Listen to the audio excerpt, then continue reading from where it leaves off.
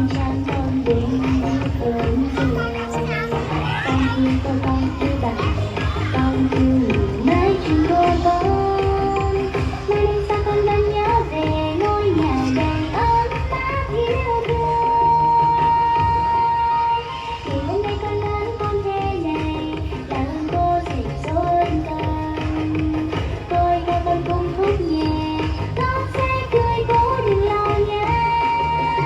tôi con xin hứa nhé con sẽ là một trò chơi ngoan thôi con lớn rồi con đưa con lên lớp một.